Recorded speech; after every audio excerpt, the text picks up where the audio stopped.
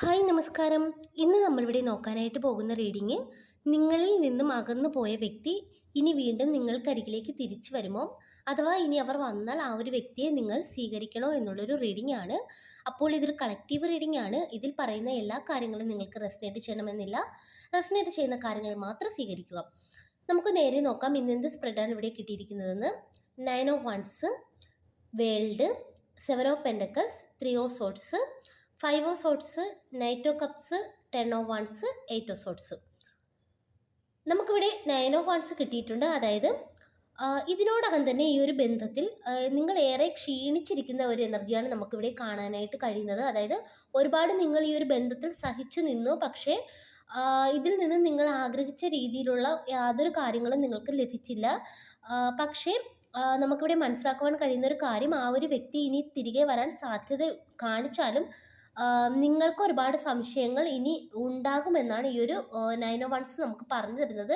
കാരണം അത് നിങ്ങളെ കുറ്റം പറയാൻ പറ്റില്ല. കാരണം അത്രത്തോളം ദുഃഖം നിങ്ങൾ ഈ ഒരു ബന്ധത്തിൽ നിന്നും അനുഭവിച്ചു എന്നാണ് നമുക്കിവിടെ മനസ്സിലാക്കുവാനായിട്ട് കഴിയുന്നത്. അതുപോലെ തന്നെ നമുക്കിവിടെ വേൾഡ് കിട്ടിയിട്ടുണ്ട്. അതായത് ഈ ഒരു ബന്ധത്തിൽ ഒരു ചാപ്റ്റർ പൂർത്തിയായി എന്നാണ് കാണിക്കുന്നത്. ഇതൊരു കാർമിക് സൈക്കിളാണ്. അതുപോലെ തന്നെ ആ ഒരു വ്യക്തി ഇനി തിരികെ വന്നാലും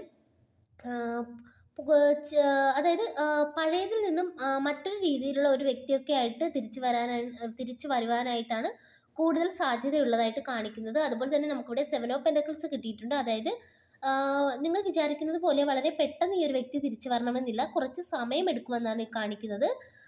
അതുപോലെ തന്നെ ഈ ഒരു വ്യക്തി നിങ്ങൾക്ക് വലിയ തരത്തിലുള്ള ദുഃഖം തന്നു എന്ന് നമുക്കിവിടെ മനസ്സിലാക്കുവാനായിട്ട് കഴിയുന്നുണ്ട്. ഈ ഒരു വ്യക്തി ഇനി വീണ്ടും വന്നാൽ ആദ്യം ഈ ഒരു വ്യക്തി കുറച്ച് നാൾ നല്ലതുപോലെ നിൽക്കുമെന്ന് കാണിക്കുന്നുണ്ട്. പക്ഷേ നമുക്കിവിടെ 3 ഓഫ് സോട്സ് കിട്ടിയത് കൊണ്ട് തന്നെ നമുക്ക് മനസ്സിലാക്കുവാൻ കഴിയുന്നത്, കുറച്ച് കഴിയുമ്പോൾ സെയിം പെയിൻ വീണ്ടും ആവർത്തിക്കാൻ സാധ്യതയുണ്ടെന്ന് കാണിക്കുന്നുണ്ട്.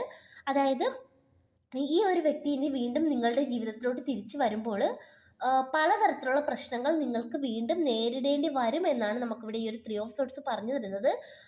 മിസ്അണ്ടർസ്റ്റാൻഡിങ്സ് കാണുന്നുണ്ട്. അതുപോലെ തന്നെ അവർക്ക് മാത്രം ജയിക്കണം എന്നൊരു മനോഭാവം ആ ഒരു വ്യക്തിയിൽ ഉണ്ടാകുമെന്നാണ് നമുക്കിവിടെ കാണാനായിട്ട് കഴിയുന്നത്.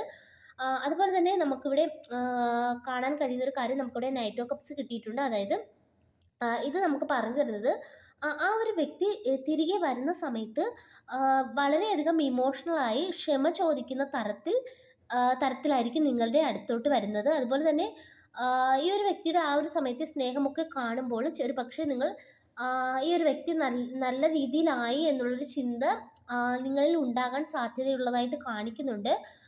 പക്ഷേ നമുക്കിവിടെ മനസ്സിലാക്കുവാൻ കഴിയുന്ന ഒരു കാര്യം, ഈ ഒരു ഓഫർ ഒരു സ്ഥിരതയുള്ളതല്ല എന്നാണ് നമുക്കിവിടെ മനസ്സിലാക്കുവാൻ കഴിയുന്നത്. ഇത് കുറച്ച് സമയത്തേക്ക് മാത്രമുള്ളതാണ് എന്നാണ് നമുക്കിവിടെ കാർഡ്സ് പറഞ്ഞു തരുന്നത്. കാരണം ഈ ഒരു വ്യക്തി വീണ്ടും വന്നാലും നിങ്ങൾക്ക് വീണ്ടും ഒരു തലവേദനയാകുന്ന ഒരു എനർജിയാണ് നമുക്കിവിടെ കാണാനായിട്ട് സാധിക്കുന്നത്. അതുപോലെ തന്നെ ഈ ഒരു ബന്ധം മുൻപ് നിങ്ങളുടെ ചുമലിൽ ഒരു ഭാരമായിട്ട് തോന്നിയിട്ടുണ്ട്. വീണ്ടും ഈ ഒരു വ്യക്തിയെ നിങ്ങൾ സ്വീകരിച്ചാൽ ഇവിടെ സംഭവിക്കാൻ പോകുന്നത്, പഴയതുപോലെ തന്നെ ഈ ഒരു വ്യക്തി വീണ്ടും നിങ്ങൾക്കൊരു ഭാരമായിട്ട് മാറുമെന്നാണ് നമുക്കിവിടെ ഈ ഒരു കാർഡ്സ് പറഞ്ഞു തരുന്നത്. അതുപോലെ തന്നെ ഇവിടെ നിങ്ങൾക്ക് വ്യക്തമായ ഒരു ഡിസിഷൻ എടുക്കാൻ പ്രയാസം തോന്നുന്ന ഒരവസരം ഈ ഒരു വ്യക്തിയെ സ്വീകരിച്ചാൽ ഉണ്ടാകുമെന്ന് കാണിക്കുന്നുണ്ട്.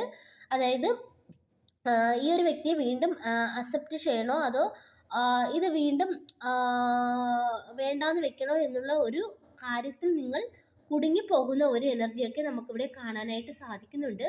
അതായത് നമുക്ക് മനസ്സിലാക്കാൻ കഴിയുന്നതെന്ന് വെച്ചാൽ, തീർച്ചയായിട്ടും ആ ഒരു വ്യക്തി കുറച്ചുകൂടി കഴിയുമ്പോൾ നിങ്ങളുടെ ജീവിതത്തിലോട്ട് വരും. പക്ഷേ അത് സ്ഥിരതയില്ല എന്നാണ് നമുക്കിവിടെ മനസ്സിലാക്കുവാനായിട്ട് കഴിയുന്നത്. അവരെ സ്വീകരിക്കണോ വേണ്ടയോ എന്ന് ചോദിച്ചാൽ ഇവിടെ കാർഡ് പറയുന്നത്, നിങ്ങൾ വളരെ ജാഗ്രതയോടെ മാത്രം ഈ ഒരു വ്യക്തിയെ സമീപിക്കുവാനായിട്ട് ശ്രമിക്കുക.